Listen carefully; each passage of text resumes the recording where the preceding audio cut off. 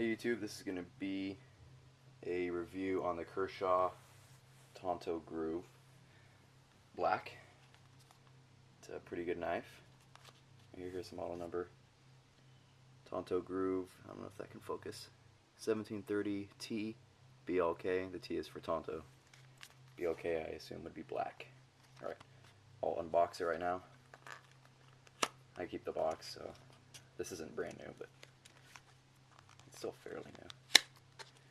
Alright, box opens like this. Nice red box. Ooh, look, here's a knife. Mini catalog and instructions, warranty, things like that. Set that off to the side. Here's the knife. Let's see if I can, there we go.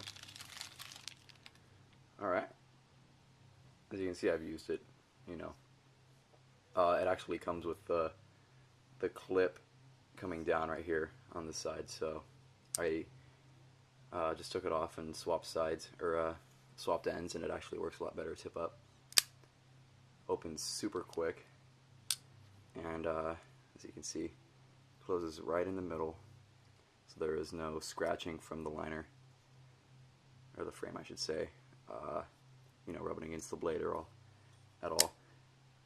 It is an R.J. Martin design, Tanto. It's got those 3D machined grooves in there. I don't know if my camera will pick that up. See if I can get a shadow on it. Here. Maybe you can see. Yeah, there you go. Yeah, you can see those lines. They're like ruffles, kind of.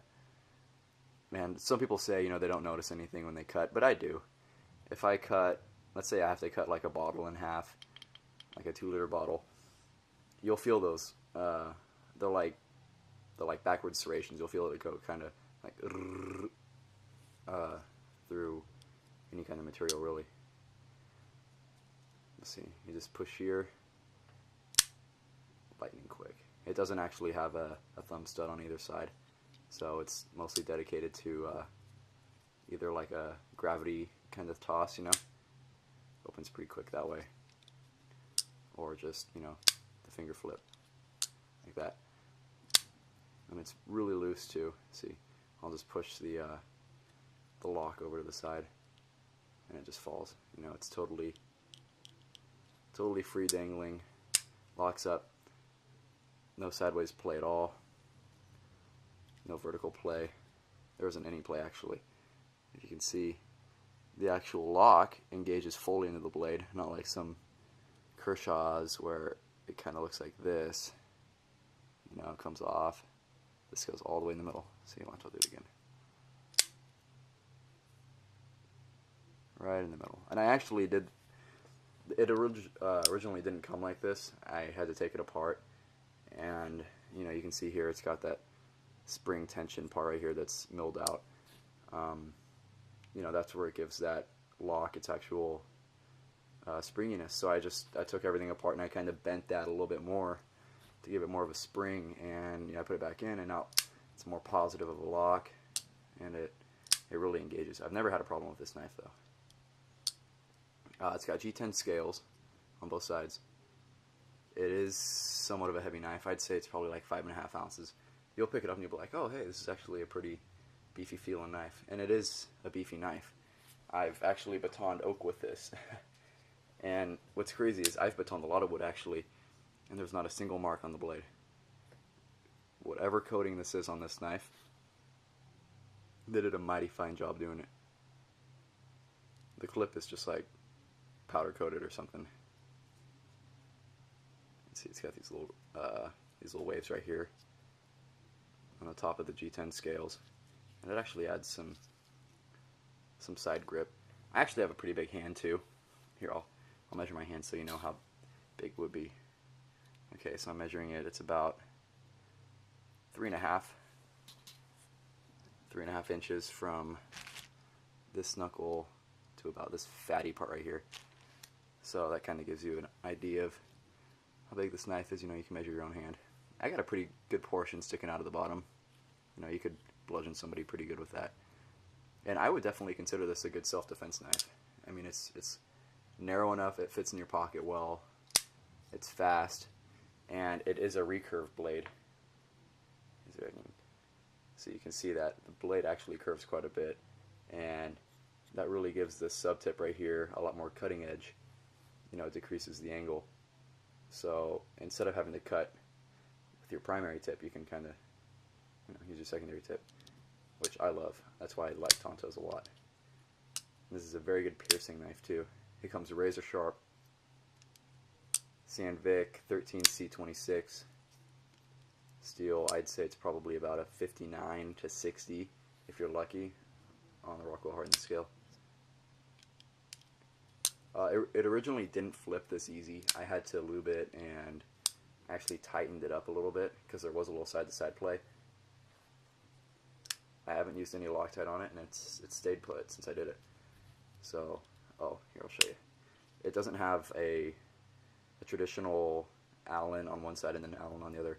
It has like a locking bolt which actually fits into a like a little cutout made for it, so that won't spin at all. So the way to get this out is you kind of got to you unscrew this, and you put like a punch inside and you pound this part out, which is fine, you know. Just more hardcore, I guess. This is the lube I use. I just used Hops number 9. Pretty good. You can use whatever you have, 3-in-1, whatever. The cool thing about this knife, though, too, is that you can take these liners off, and it looks pretty neat. Here, I'll show you. I think this is a T6H torque driver, and it's small enough, you know, it fits in those scales. I'm going to take it off on screen. Hopefully I don't lose this stuff. Wait, where'd it go? Okay, there it is.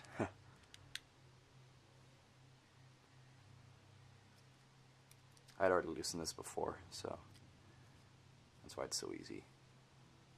And the nice thing about having a nice knife like this, which runs about $55 is usually, you know, the price you'll find for this knife. But the nice part about having a, you know, a semi-expensive knife, because that's kind of expensive to me, is that you're getting quality metal on it. You're not really worried about stripping anything. If something's not budging, just push harder and turn a little harder. And that's what I love about this knife versus, you know, some of the Smith & Wessons I've seen. If I can clean some of that grime off. But see, it looks pretty sweet like this. You know, there's no G10 now, so it's even thinner than it was. You know, it doesn't have quite as good of a grip, but it is still that super flat coating, which does provide a pretty substantial surface to hold on to. I wouldn't take it off this side only because then your pocket clip would lose some of its holding power, which it comes with a lot of holding power because this G10 is pretty rough and the pocket clip is tight already. I actually had to take the clip off and sand the G10 a little bit, get it smooth so it doesn't tear up my pants. Alright, I'm going to leave the G10 off right now, simply because I don't want to have to do any takes. But yeah, see, here's the G10, pretty thin, probably about 2 millimeters. So here's the finished side, and there's the unfinished side. I'm not sure why it looks like that. Alrighty. Okay. The blade is, the actual cutting edge of the blade is 3.5 inches. And that is from here, from the very beginning of the blade, to the very tip. The knife, total length, 8 inches. And while folded, it is 4.5 inches. So that'll give you a little idea of what this knife is like. Razor sharp, it's lightning fast. I mean, look at how like, I mean, just bam, open. Let's see. I haven't sharpened this in a while. Let's see if I can actually shave my hair. Let me put a little bit of water on my arm, just because water makes it a little better. Okay, see, I'm just putting water here. Oh great, here comes my dog. Where are you going? Oh, he's not even in the shot. Okay. Alright, take this on my arm, let's see.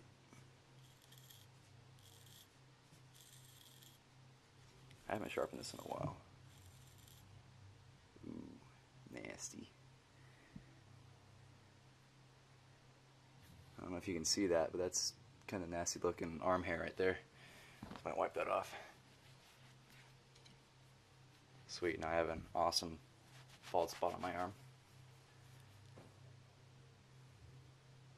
But yeah, I've honestly sharpened this about twice since I've got it, and that was back in November, I think, that I purchased this. And I have destroyed a lot of stuff with this knife. Originally, actually, I was out in the woods, actually. I was batoning a piece of wood for kindling, and I thought I'd actually ruin the knife because I was pounding on it so hard that there was actually it felt like there was a space between the blade and the locking part. So, you know, it would kind of wiggle like that. Let's see if I can demonstrate. It would do that kind of.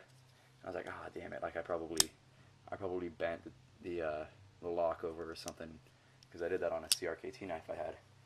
So I got home, I took it all apart, and what actually happened was these little side screws right here that hold the blade apart were a little loose, so you kind of shimmy the knife like that a little bit, and that was just enough to give that tolerance to move the blade. So I retightened that, and it locks perfectly. Couldn't ask for a better knife. And honestly, this is probably going to be the last pocket knife I buy for a long time.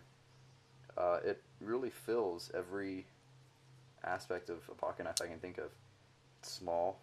Well, it's not really small, but it's hefty. But it's not like one of Cold Steel's. Like the Cold Steel Lawman's kind of big. It's super thick G10. And honestly, I don't have any problem with this knife. It's perfect. Let's see. What else is there to say about it? Pocket clip, tip down or tip up. Mine's currently tip up. Sits in my pocket like that.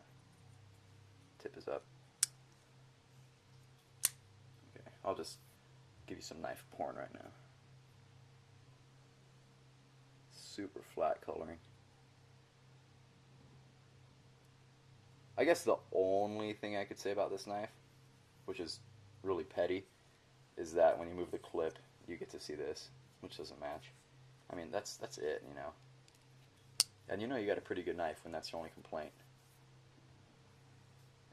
I actually bought this knife for self-defense because I was getting threatened working at a gas station by my house, and some people said they were going to come up and stab me while I was sweeping in the parking lot. So I was like, I want a little bigger knife than my CRKT, so I got this. And it's got such good slashing power with that recurve Tanto tip. I mean, you could really get a fix on this. Just be like, the f out of here, dick. So yeah, drop a little specks of lube right there, and it should be good to go. I actually, when I cleaned it last, I haven't actually cleaned all the lube out, and bam, look at that. Super quick. I'll probably cut myself doing this. But yeah, it's like, honestly, look at how I'm barely pushing down, and it locks. I mean, you can get in trouble by the cops if, you know, they just flick it out like that. Like, oh, hey, it's gravity. I mean, you can pull out of your pocket, and it's already in a pretty good stabbing position. Alright, I hope you liked my video. Kershaw Tanto Groove, 13C26, Sandvik, high carbon steel, and with the G10 scales, which I haven't put back on. But yeah, bitchin' knife. You should buy one. Thank you for watching.